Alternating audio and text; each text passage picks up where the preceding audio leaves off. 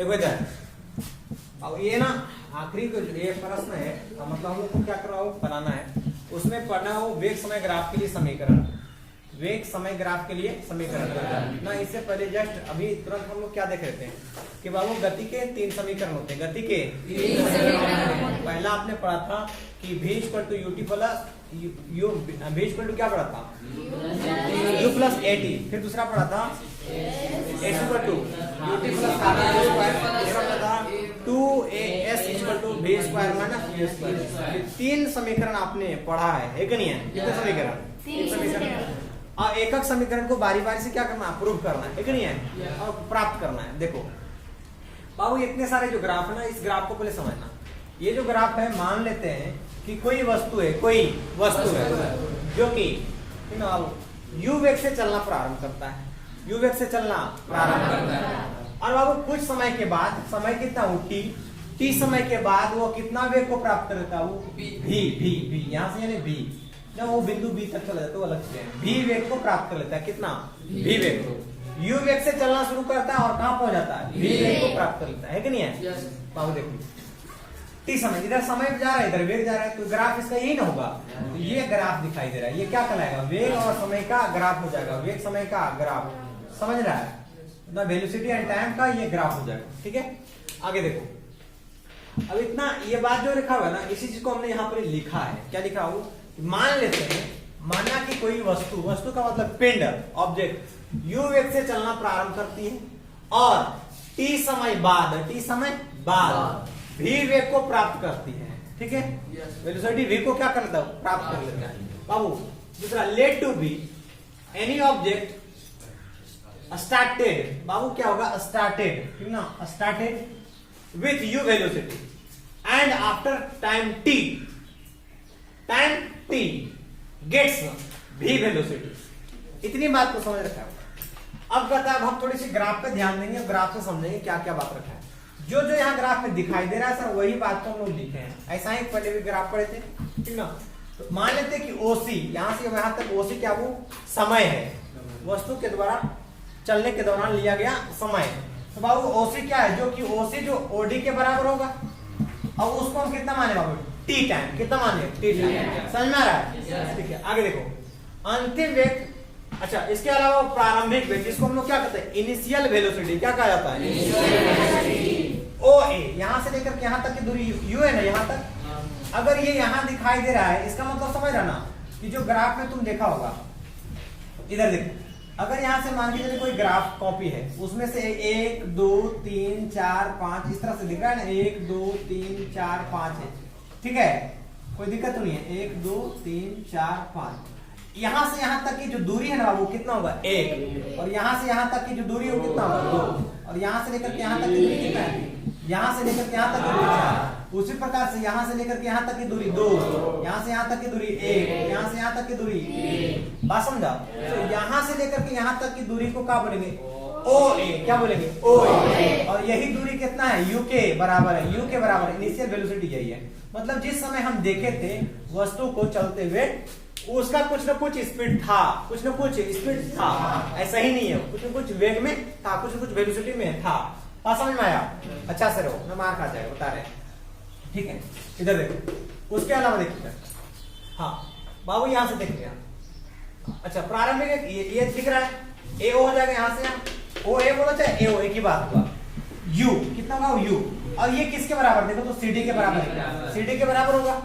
अच्छा दूसरी बात बता दो, अंतिम वेग जो कि क्या होगा बाबू, यहां से स्टार्ट हुआ होगा, यहां तक OE हुआ होगा, यहां से लेकर के अंतिम वेग यहां तक है ना, ये कितना मान लेते हो, OE, जो कि हम लोग क्या माने, यहां से लेकर के यहां तक की दूरी को V माने, शॉर्ट में क्या बोले, V। अंतिम वेग को हम लोग क्या बोलते हैं, V बोलते हैं।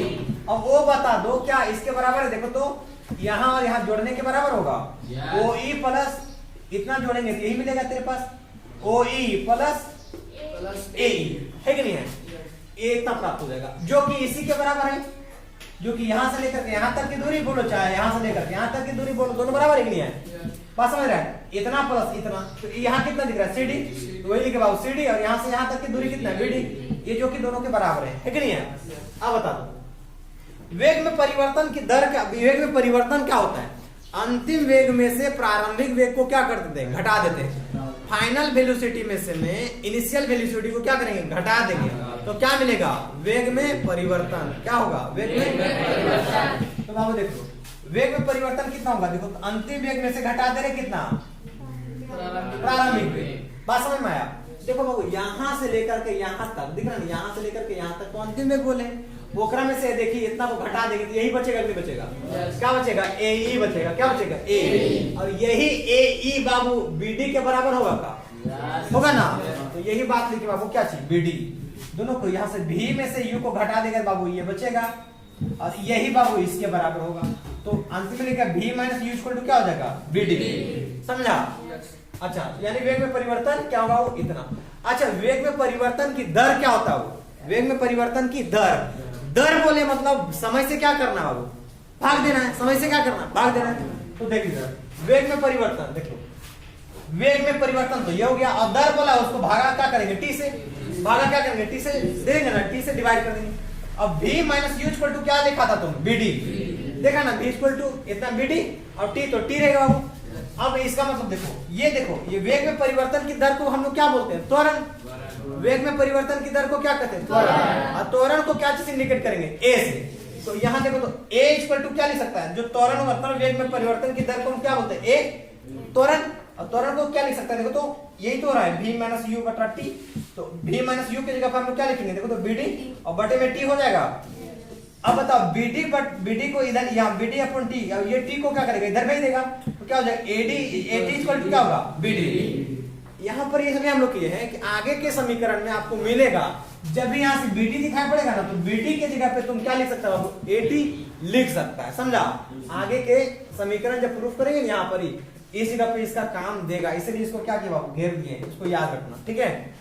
आगे देखो, अब बता दो हम पुनः क्या करते, देखो त्वरण बराबर क्या पढ़ा है, बताओ त्वरण बराबर क्या होता है, v minus you upon T, यानी वेग में परिवर्तन की दर को क्या कहते हैं, त्वरण। वेग में परिवर्तन की दर क्या कहलाता है, त्वरण। वेग में परिवर्तन की दर त्वरण कहलाता है। आपने परिभाषा पढ़ा, इसका डेफिनेशन पढ़ा है। त्वरण को क्या चीज इंडिकेट करेंगे, a बराबर v माइनस यू बटा t।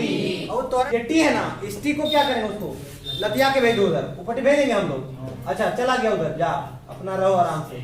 और v माइनस यू होगा कि नहीं होगा, ये यू आपकी बताओ समीकरण पढ़ा है कि नहीं पढ़ा है, इक्वेशन जानता है, बहुत बढ़िया, इसी तरह जाना करो। इसको क्या करेंगे बाबू, माइनस है ना, तो ऊपर उधर भेज देंगे, क्या हो जाएगा, प्लस। बाबू सोच लो ये गरीब है ना, उधर भाग जाता है, नेता लोग देखा है, चोरा उरा किधर चोर कहलाता है, उधर रईस कहलाता है। समझा नहीं समझा, सब पैसा चोरा के उधर जाएगा ना, स्विस बैंक में जाकर जमा करता है। समझ गया, कौन सा बैंक में, अम्बानी हो जाएगा। समझा। गरीब आदमी यहाँ कोयला ढो ढोक मर रहा है। देखो इधर तो बाबू ये भी जो है भी अपने पास रहेगा, उधर भेज देने के बाद क्या हो जाएगा, प्लस में u प्लस एटी बराबर क्या होगा, v। इसी चीज को बाबू इधर कर दो, इसको इधर कर दो। जैसे तराजू देखा ना, तराजू में क्या करेगा, इधर वाला बटखरवा और समनवा को इधर इधर पलट देगा, तो दोनों का वजन बराबर रहेगा, अलग हो जाएगा, बराबर ना रहेगा। इधर वाला को उठा के उधर कर दो, इधर कर दो, वजन क्या होगा, बराबर होगा। तो यही चीज आपको एने कर दिया, एकरा एने कर दिया, अदला बदली। समझ गया। तो v इक्वल टू क्या होगा, u plus eighty, u plus eighty. और यही समीकरण कितना है, एक। बात समझ में आ गया, यही समीकरण कितना हो जाएगा, एक। कोई दिक्कत है, आप इसको क्या करेंगे, कर लेगा।